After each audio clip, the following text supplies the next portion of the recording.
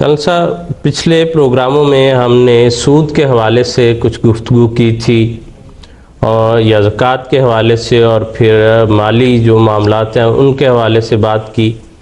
تو ہمارے ایک پروگرام کو سنتے ہوئے ہمارے جو ویورز ہیں ان میں سے کسی کو یہ سوال پیدا ہوا ہے، وہ انہوں نے لکھ کر بھجوایا ہے. سیف الرحمان صاحب ہیں، وہ کہتے ہیں پروگرام میں بتایا گیا تھا کہ ہر وہ چیز جس پر منافع کی شرح پہلے سے مقرر ہو وہ حرام ہے.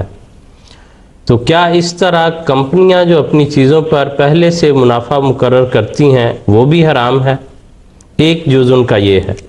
اگلا حصہ ان کے سوال کا یہ ہے، وہ کہتے ہیں کہ جو ملازمین کو پی ایف پر منافع ملتا ہے، یعنی پراویڈنٹ فنڈ پر جو منافع ملتا ہے، کیا وہ بھی حرام ہے؟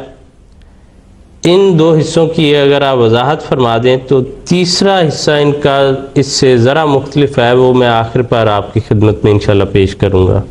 ہم نے گزشتہ پروگراموں میں یہ بتایا تھا کہ ہر وہ قرض جس پر منافع کی شرح پہلے سے مقرر ہو وہ سود ہے. تو سوال کرنے والے دوست نے قرض کی بجائے یہ لکھ دیا کہ ہر وہ چیز جس پر منافع کی شرح پہلے سے مقرر وہ حرام ہے. تو ہم نے یہ نہیں کہا کہ ہر وہ چیز، بلکہ ہر وہ قرض. چنانچہ حضرت رسول پاک صلی اللہ علیہ وسلم فرماتے ہیں کل قرض جرا منفعتن، ہر وہ قرض جس پر نفع حاصل کیا جائے وہ سود ہے. حضرت مسیح موعود علیہ السلام نے اس حدیث کی روشنی میں سود کی جو تعریف فرمائی میں پڑھ کے سناتا ہوں. حضور فرماتے ہیں شرع میں سود کی یہ تعریف ہے کہ ایک شخص اپنے فائدے کے لیے دوسرے کو روپیہ قرض دیتا ہے اور فائدہ مقرر کرتا ہے. یہ تعریف جہاں صادق آوے گی وہ سود کہلاوے گا. لیکن جس نے روپیہ لیا ہے اگر وہ وعدہ وعید تو کچھ نہیں کرتا اور اپنی طرف سے زیادہ دیتا ہے تو وہ سود سے باہر ہے. باقی یہ بات کہ کمپنیاں اپنی چیزوں پر پہلے سے منافع مقرر کرتی ہیں تو کیا وہ بھی حرام ہے؟ بھئی اس کو سود نہیں کہیں گے، اس کا نام کاروبار ہے.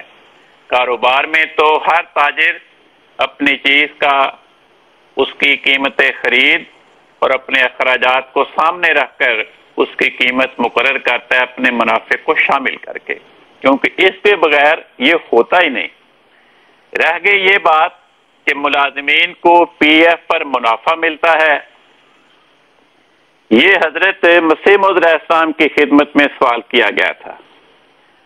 چنانچہ مکرم بابو عطا الہی صاحب اسٹیشن ماسٹر تھے، انہوں نے حضرت مسیح موعود علیہ السلام کی خدمت میں عرض کیا کہ حضور، ریلوے کے محکمے میں ملازموں کی تنخواہ میں سے ماہوار کچھ حصہ وضع ہوتا ہے اور وہ گورنمنٹ کے پاس جمع رہتا ہے، پھر اس پر کچھ بونس دیا جاتا ہے، تو کیا یہ سود میں داخل ہے؟ اس پر حضرت مسیح موعود علیہ السلام نے فرمایا بات اصل یہ ہے کہ سود کی تعریف یہ ہے کہ اپنے ذاتی فائدے کے لیے روپیہ قرض دیا جاوے. یہ تعریف جہاں صادق آتی ہے وہ سود ہے. لیکن جبکہ محکمہ ریلوے کے ملازم خود وہ روپیہ سود کی لالچ سے نہیں دیتے بلکہ جبراً وضع کیا جاتا ہے تو یہ سود کی تعریف میں داخل نہیں ہے. اور خود جو کچھ وہ روپیہ زائد دے دیتے ہیں وہ داخل سود نہیں ہے. غرض یہ دیکھ سکتے ہو کہ آیا یہ روپیہ سود لینے کے لیے تم خود دیتے ہو یا وہ خود وضع کرتے ہیں اور بلا طلب اپنے طور پر دیتے ہیں. الحکم 24 مارچ 1903 میں حضور کا یہ جواب رپورٹر کے الفاظ میں شائع ہوا. ایک اور اخبار البدر شائع ہوتی تھی قادیان سے، اس میں اس مجلس کی رپورٹ یوں شائع ہوئی ہے کہ ایک صاحب نے سوال کیا کہ ریلوے میں جو لوگ ملازم ہوتے ہیں ان کی تنخواہ میں سے 1 آنا فی روپیہ کاٹ کر رکھا جاتا ہے، پھر کچھ عرصے کے بعد وہ روپیہ دیا جاتا ہے اور اس کے ساتھ کچھ زائد روپیہ بھی وہ دے دیتے ہیں، اس کا کیا حکم ہے؟ تو حضرت مسیح موعود علیہ السلام نے فرمایا شرع میں سود کی یہ تعریف ہے کہ ایک شخص اپنے فائدے کے لیے دوسرے کو روپیہ قرض دیتا ہے اور فائدہ مقرر کرتا ہے۔